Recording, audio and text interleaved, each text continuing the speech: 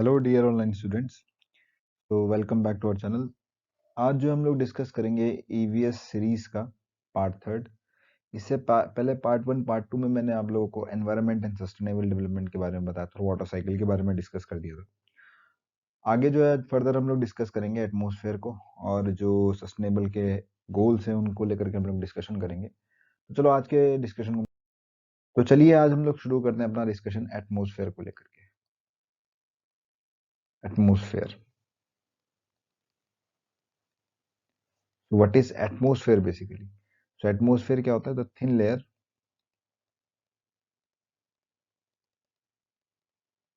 the thin layer of gases surrounding the thin layer of gases surrounding the earth. The earth is called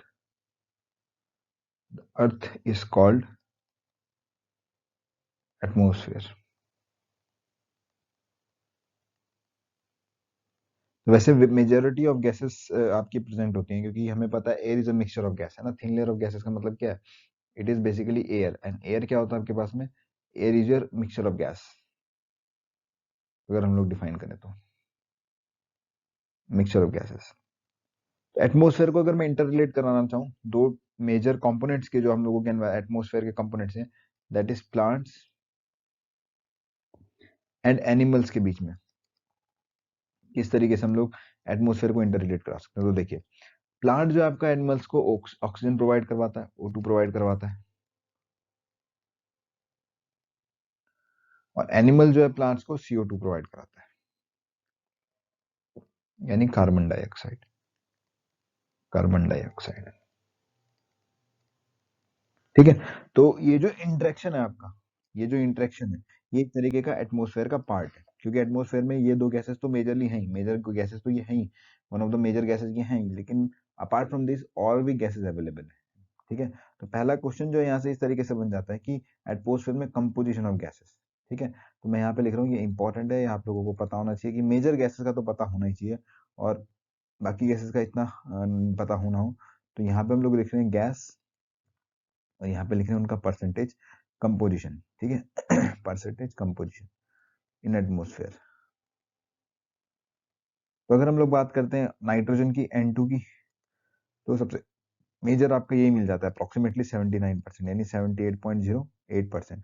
then आपकी आती है O2। O2 आपका approximately मिल जाता है 21% या 20.95%। याद रखिएगा, मैंने सीरियल वाइज इस तरीके से लिखा है। देन आपका argon is also one of the important gas, inert gas भी बोलते हैं इसको हम लोग, अप्रोक्सीमेटली 0.93%, ठीक है। तो कई क्वेश्चंस तो ऐसे बन चुके हैं नाइट्रोजन और ऑक्सीजन के ऊपर में कि ऑक्सीजन का परसेंटेज कंपोजिशन कितना है, नाइट्रोजन का कितना है। देन आपका आता है CO2 कार्बन डाइऑक्साइड का, तो कार्बन डाइऑक्साइड इज अप्रोक्सीमेटली 0.036%, ठीक है। आपको याद नहीं करना है, ठीक है। नियॉन की अगर हम लोग बात करें, आपको बस मेजर याद करनी है कि कौन कौन से अवेलेबल है। तो 0.02% हो गया आपके पास में, ठीक है। Apart from that helium, helium आपका अप्रोक्सीमेटली 0.005% हो गया, ठीक है। इसको करेक्ट कर लीजिएगा एक मिनट, 0.02%। हीलियम के बाद आपके पास में क्रिप्टन की बात करें अगर हम लोग, क्रिप्टन, तो krypton is almost your 0.001%, 0.001%। And then xenon, hydrogen और भी अदर गैसेस है। जेनॉन की अगर हम लोग बात करें तो इट इज अप्रोक्सीमेटली 0.0009% है, ठीक है। एंड हाइड्रोजन भी अप्रोक्सीमेटली आपका इतना ही है, 0.00005% के करीब, ठीक है। तो these are some gases involved in our atmosphere. इनका कंपोजिशन मैंने लिखा है, तो आपको पता होना चाहिए कि मेजर कंपोनेंट कौन सा आपके पास है, nitrogen, oxygen, these are the most abundant gas, ठीक है। एंड ऑक्सीजन का फंक्शन क्या है, ऑक्सीजन का एप्लीकेशन क्या है? ऑक्सीजन हम लोगों को यूटिलाइज होता है किसके लिए? For the body functioning, body के लिए। और CO2 हम लोग उसका बाई प्रोडक्ट होता है हमारी बॉडी में, जो भी ग्लूकोज का ब्रेक डाउन होता है, और वो प्लांट्स आपका यूटिलाइज करते हैं फॉर फोटोसिंथेसिस, ठीक है। Now this is regarding our atmosphere and their composition of gases. इस एनवायरनमेंट को बचाने के लिए सस्टेनेबल डेवलपमेंट ने कुछ स्टेप्स लिए, मतलब सस्टेनेबल डेवलपमेंट को विजन में रखते हुए कुछ स्टेप्स लिए गए, ठीक है। तो उनमें से सबसे पहले आपका स्टेप्स को अगर हम लोग डिस्कस करें तो यूनाइटेड नेशंस ने, ठीक है, यूनाइटेड नेशंस यानी यूनियन यूएन, यूनाइटेड नेशंस को अगर हम लोग देखें तो हैज आइडेंटिफाइड 17 सस्टेनेबल गोल्स।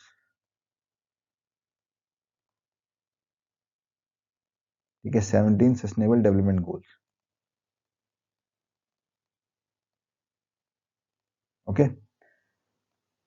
और इन गोल्स का ये है कि कब तक फॉलोड होने चाहिए, ये should be this should be realized by up to कब तक के लिए 2030 तक। इनकी एक जो डेडलाइन है कि कब तक रियलाइज होने चाहिए आपके, अप टू 2030 तक, ये आपको इंपॉर्टेंट है। ठीक है, तो गोल्स को अगर हम लोग डिस्कस करेंगे, गोल्स को ज़्यादा डिटेल में नहीं करेंगे, बट हम लोग ऑन द मेन हेडिंग हमको पता ही है। सबसे पहले पॉवर्टी के ऊपर में बहुत काम है। ठीक है, तो नो पॉवर्टी, यानी बाय द 2030 दुनिया के हर हिस्से में, यानी every part of world there should be no poverty. ठीक है, दूसरा जीरो हंगर। देखिए, हंगर डेथ रेशियो भी काफ़ी ज़्यादा है इंडिया में, तो बहुत ज़्यादा है ना। तो इसके लिए इन्होंने क्या बोला है कि हंगर डेथ के लिए, इसके लिए इन्होंने इस तरीके से अप्रोच दिया कि फूड सिक्योरिटी का इम्प्रूवमेंट होना, फूड सिक्योरिटी इसको इम्प्रूव कराना, food security improvement,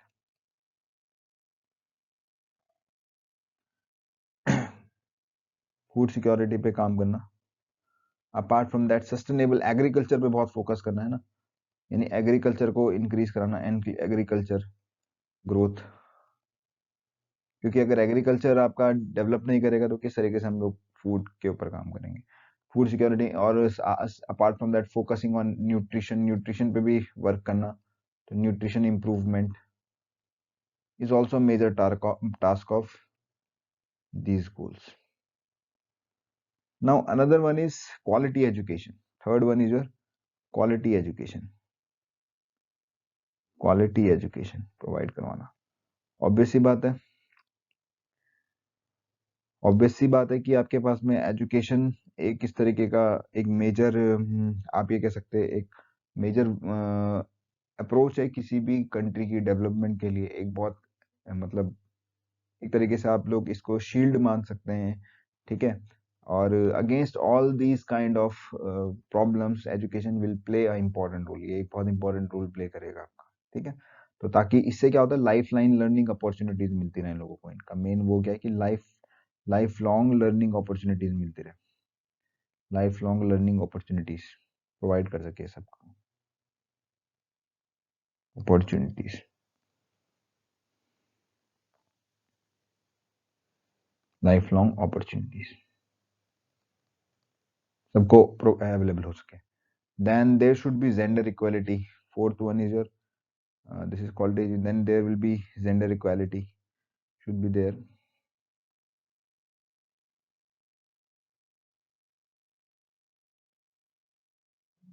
Gender equality, yani there should be no such kind of there is no such kind of discrimination between male and female. तो empowerment of females, you can say that कि empowerment, women empowerment के जितने भी project चल रहे हैं इसी चीज को लेकर के, empowerment of females, है ना। Fourth one is your good health, fifth one is your good health and well-being, तो गुड हेल्थ एंड वेलबींग। और ये तो आपको सभी ने बता दिया होगा कि हेल्थ कितना इम्पोर्टेंट फैक्टर रोल प्ले करता है किसी भी कंट्री के लिए। ठीक है, अभी recently we have seen that how our medical infrastructure get collapse during this covid. Many of the places है ना, ऑक्सीजन अवेलेबिलिटी नहीं थी।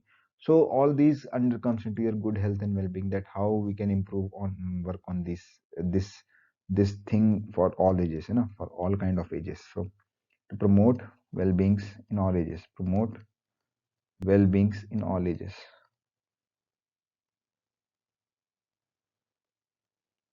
No, sixth one is your clean water and sanitation,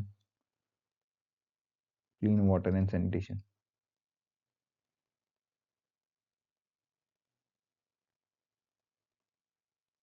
ठीक है, तो सो इट इज वेरी इंपॉर्टेंट कि आज के टाइम पे जैसे पॉपुलेशन बढ़ती जा रही है तो सैनिटेशन को लेकर के काफी मतलब आप देख सकते हैं कि डे बाई डे जहां जहां आपका पॉपुलेशन बढ़ रही है तो वहाँ किस तरीके से आपका पूरा गंदगी भी फैलती है, उन सब चीज़ों पर भी फोकस करना चाहिए ना। तो मेन जो डेवलपमेंट है किसी भी एनवायरनमेंट को लेकर के या किसी भी एरिया को लेकर के, ये इम्पोर्टेंट है कि वहाँ जब कोई भी अर्बनाइजेशन हो रहा है तो किस तरीके से वहाँ के जो एरिया है उसको हम लोग देख रेख में रख सकें, किस तरीके से हम लोग उसके ऊपर काम कर सकें कि इतनी एनवायरनमेंट को इतना हार्म ना हो, ठीक है, जो हमारे मेजर रिसोर्सेज है उनको इतना इफेक्ट ना पहुंच सके। And water is one of the important think कि इसके बारे में कि फ्यूचर में आपका काफी क्राइसिस आने वाला भी है ना, काफी जगहों पे जहाँ पे आपके पानी ठीक ठाक था, थोड़ा थोड़ा कम होते जा रहा है, तो water is one of the important resource that इसके क्राइसिस लेकर आएगा हर जगह पे, ठीक है। सो ये भी इंश्योर करना कि सूटेबल मैनेजमेंट हो इसके लिए, है ना, तो इंश्योर अवेलेबिलिटी। ये सारी जो यहाँ पे इनके गोल्स है, काफी काफी सेंसिटिव गोल्स हैं, और इस पर काफी ध्यान भी देना है ना, इन पे काफी ध्यान देना चाहिए सभी को। हर एक ह्यूमन बीइंग की एक प्रायर रिस्पॉन्सिबिलिटी होनी चाहिए कि किस तरीके से इनके ऊपर काम किया जाए। तो सस्टेनेबल मैनेजमेंट है आपके पास में, management of water and sanitation for all, and sanitation for all, ठीक है। Now seventh one is affordable and clean energy, affordable and clean energy.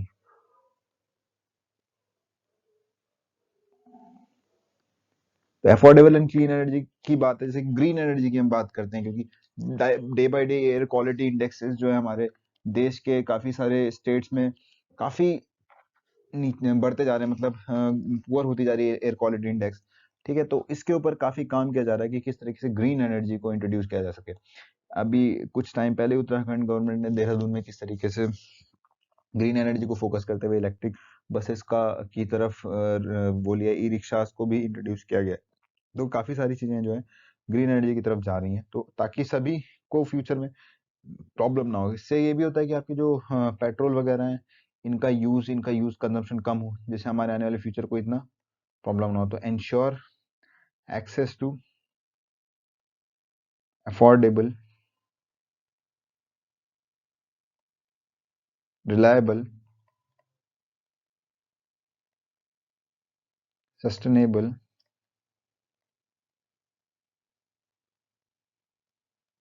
And modern energy for all,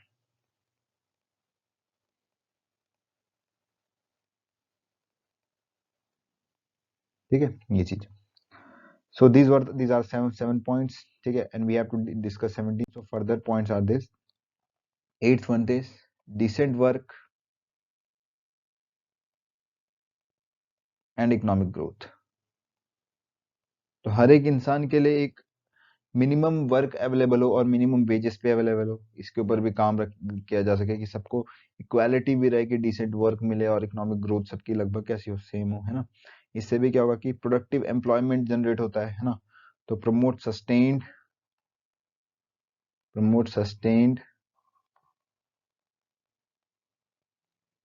inclusive and sustainable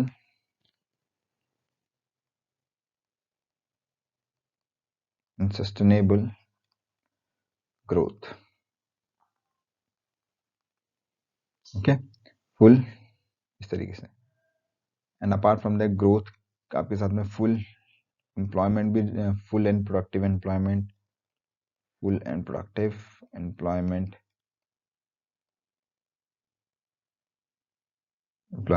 and decent work to all, and decent work for all.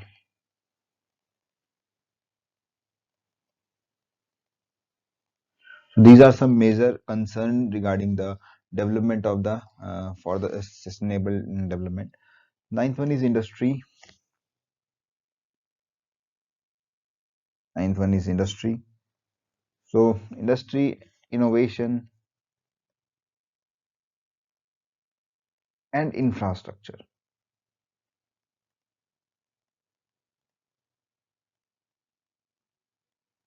ठीक है।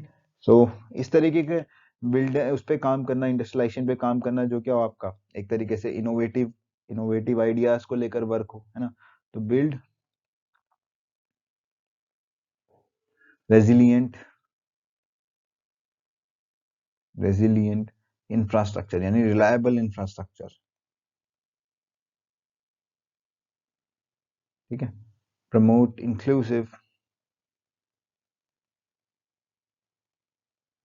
And sustainable, जो life longing हो एक तरीके से और environment के लिए इतने हार्मफुल ना हो, सस्टेनेबल इंडस्ट्रियलाइजेशन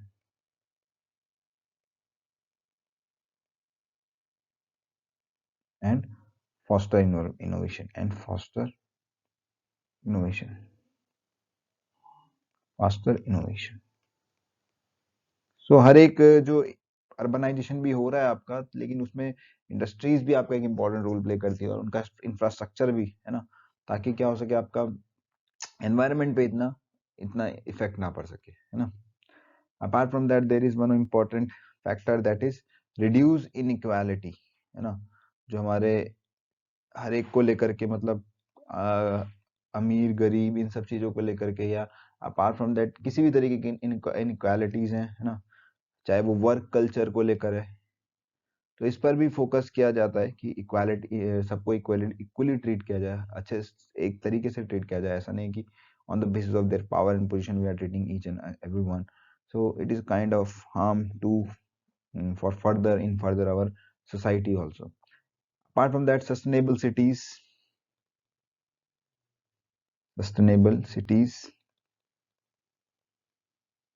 and communities, तो ऐसी सिटीज को वो करना, प्रमोट ऐसी सिटीज बनाना जो कि क्या हो, सेफ हो, ह्यूमन सेटलमेंट है, लेकिन एक तरीके से सस्टेनेबल हो आपका ना, तो इंक्लूडिंग सेफ, एक तरीके से सेफ मॉडल को लेकर के, safe model in the sense सभी के लिए, for human beings also and for the place also, है ना, तो सेफ मॉडल को लेकर के काम किया जाना चाहिए, इस तरीके से इनका गोल है। 12th one is responsible consumption and production, responsible consumption and production।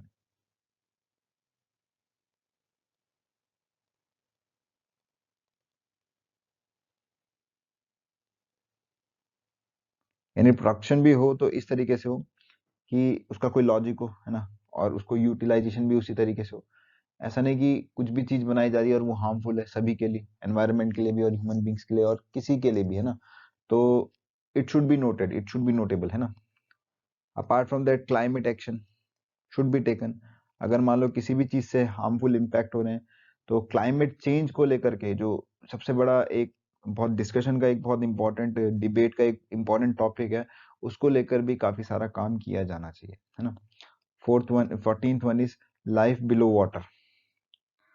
सो देखिए इस चीज को लेकर के ज्यादा लोग आपके, अब सिंपल सा है कि पोल्यूशन होता है आपका सी पोल्यूशन, एक बहुत इंपॉर्टेंट और एक बहुत इंपॉर्टेंट और एक तरीके से आप कह सकते हैं एक बहुत डरावना टॉपिक भी है, क्योंकि सी पोल्यूशन जो है आपका बहुत, जो मरीन एक्वाटिक लाइफ है उनको, उनके लिए बहुत बहुत हार्ड है, उनके लिए बहुत रफ है, उनके लिए बहुत प्रॉब्लमेटिक है, तो इसको लेकर भी वर्क किया जाना चाहिए। इसके लिए भी मतलब सोसाइटीज को एंथुसियास्टिक होना चाहिए कि हमें minimum to minimum pollution create करना है सी वाटर के लिए, अपने फायदे के लिए हम किसी का भी एक्सेस यूज करके या उसका वेस्ट मैनेजमेंट ना करके, तरीके से वेस्ट मैनेजमेंट ना करके और उसका डिग्रेडेशन करना उस सोर्स का, वो एक गलत है। इसको लेकर भी काफी डिस्कशन होना चाहिए और ये भी एक इंपॉर्टेंट सस्टेनेबल डेवलपमेंट का गोल है, ठीक है। Apart from that life on land, life on land तो आप देखिए जिधर आप रह रहे हैं तो बाय द टाइम वहाँ चीजें कितनी चेंज हो रही है। आप 10 साल में देखिए, 10 साल पहले देखिए वहाँ एग्रीकल्चर लैंड था कुछ जगहों पे, अब वहाँ पूरा आपका अर्बनाइजेशन हो चुका है। एंड 10 साल बाद आप देखेंगे कि जो फॉरेस्ट एरिया आपके अगल बगल होंगे वो भी मे बी रह ना रहे, है ना। तो ये भी एक इम्पॉर्टेंट है कि लाइफ ऑन लैंड जो है, जैसे forest management is one of the important, agriculture management this is one of the important goal of sustainable development, इस पर भी काम करना चाहिए, जैसे फॉरेस्ट मैनेजमेंट हो गया आपका ना, इस लाइफ ऑन लैंड को लेकर। So another point is your peace and justice, strong institutions, peace and justice, strong institution।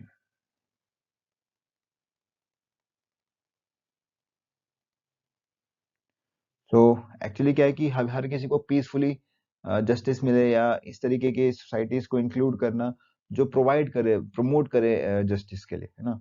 तो ये भी आपका प्रमोशन का एक बहुत इंपॉर्टेंट वो है कि सभी को एक तरीके से ट्रीटमेंट मिल सके जस्टिस में भी, है ना। Now the last one is your partnership to achieve goals, है ना। हेल्पफुल होना चाहिए, ग्लोबल पार्टनरशिप, है ना। पार्टनरशिप टू अचीव गोल। तो ऐसा है कि इस प्रोजेक्ट को लेकर, सस्टेनेबल डेवलपमेंट को लेकर के हर एक कंट्री को सामने आना चाहिए, ताकि ग्लोबल पार्टनरशिप एक बहुत इंपॉर्टेंट वो है, ग्लोबल पार्टनरशिप,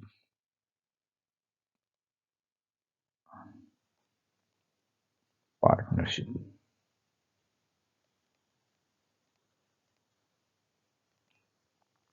है ना, for sustainable development.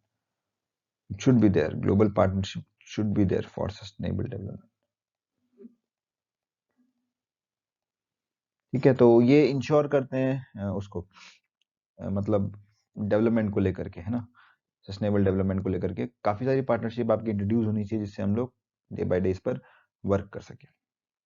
So there are certain countries involve in this kind of work, मतलब टू अचीव सस्टेनेबल डेवलपमेंट के जो गोल है, इनको अचीव करने के लिए काफी सारी कंट्रीज वर्क भी कर रही है। और इंडिया की अगर हम लोग पोजीशन की बात करें तो इट इज 117th, ठीक है, 117th among 166 countries, among 160 countries, जो किसके लिए वर्क कर रही है, वर्क फॉर सस्टेनेबल डेवलपमेंट, जो एक गोल्स है इनके लिए, वर्किंग फॉर सस्टेनेबल डेवलपमेंट।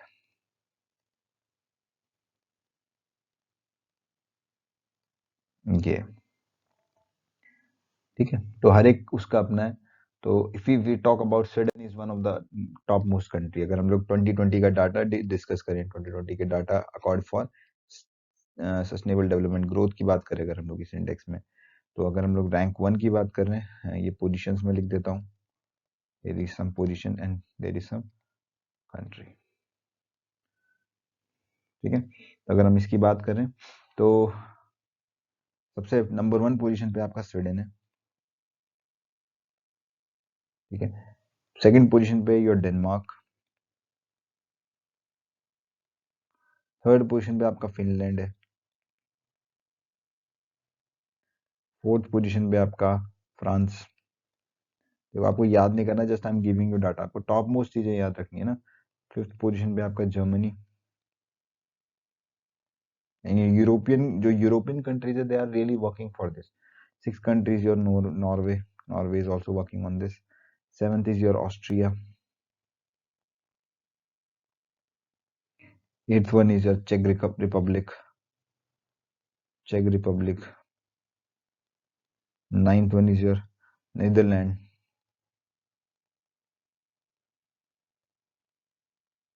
ठीक है। Tenth one is Estonia, Estonia, okay. And apart from that, if we talk about India, it is 117, 134 is your Pakistan. These are some top 10 countries, but you should remember the first one. First one is Sweden and then Denmark. You should remember this because कई बार question पूछ लेता है first को लेकर के और जिस country के बारे में, है ना। तो ये सब चीजें आपको ध्यान में रखनी चाहिए। तो ये so these are the sustainable goal development that had been introduced, और ये कुछ कंट्रीज हमने डिस्कस की जिसको लेकर के। अपार्ट फ्रॉम दैट एक इन्फॉर्मेशन और देना चाहूंगा मैं आप लोगों को सस्टेनेबल फार्मिंग के बारे में। तो सस्टेनेबल फार्मिंग जो है, ये इंट्रोड्यूस की गई सस्टेनेबल फार्मिंग आपका ईयर 23 में, ईयर 2003 में, by UN, by UNO, okay, United Nation Organization को लेकर के, ठीक है। सो इसका मेजर कंसर्न क्या था? मेजर कंसर्न था आपका फार्मिंग को लेकर के, ठीक है, एनिमल्स को लेकर के, फूड प्रोडक्ट्स को लेकर के। ये मेजर इनके वो थे, मतलब कंसर्न थे कि that how can they improve these all kind of things. Animals food product, मतलब एनिमल्स को लेकर तो इस तरीके से भी कि किस तरीके से आपका उनका इन्वॉल्वमेंट होना चाहिए फार्मिंग में, और किस तरीके से उनके उसमें उनके जो प्रोडक्ट्स है उनको लेकर के, है ना, जो एक्सेसिव यूज ना हो। सो ये सारी चीजों को लेकर के इन्होंने काम किया था। Now there is an organization, ठीक है, there is an organization NMSA, NMSA, ठीक है। So it is your national mission for sustainable agriculture,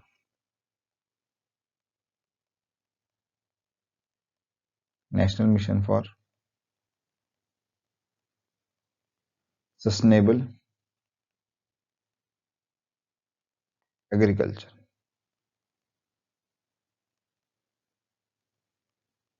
so what is main purpose of this? तो ये एक्चुअली क्या था कि जो इफेक्ट है इंसेक्टिसाइड्स और पेस्टिसाइड्स का सॉइल के ऊपर में, सॉइल ग्रोथ है उसमें जो इफेक्ट है उसको लेकर के वर्क करते थे, यानी it works basically on how to avoid chemical fertilisers, क्योंकि इसका बहुत बुरा इम्पैक्ट है। How to avoid chemical fertilisers, ठीक है, क्योंकि एक्चुअली कई एक्सेसिव जो न्यूट्रिएंट्स का जो मैनेजमेंट है कि बहुत बुरे तरीके से यूज किया जाता है, मतलब जबरदस्ती किसी सॉइल पर आपका एग्रीकल्चर को प्रोड्यूस कराना। So this also effect the environment, ठीक है। तो ये भी, ये जो मेजर वो था इनका कंसर्न, ये था कि फूड क्वालिटी के को बढ़ाने के चक्कर में सॉइल न्यूट्रिएंट्स, जो सॉइल जो अपनी न्यूट्रिशन कैपेसिटी खो देता है, तो इसके ऊपर वर्क था कि किस तरीके से केमिकल फर्टिलाइजर्स को अवॉइड किया जा सके mainly, ठीक है। तो ये है। Now there is a society I will discuss, that is Club of Rome. Remember this one, Club of Rome, काफी जगह पूछा गया आपका, क्लब ऑफ रोम, ठीक है।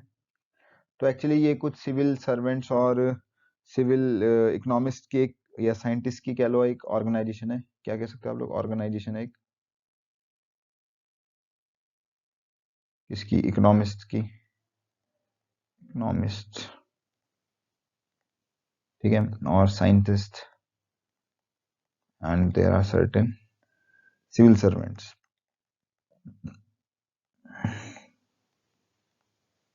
जो मेजरली फोकस करती है किसके ऊपर में, मेजरली फोकस करती है ग्लोबल चैलेंजेस, जो ह्यूमैनिटी आपका जो एक प्रोनाउंड एक बहुत बड़ा इनका वो था, मुद्दा था, किसको लेकर के, लिमिट्स टू ग्रोथ को लेकर के, लिमिट्स टू ग्रोथ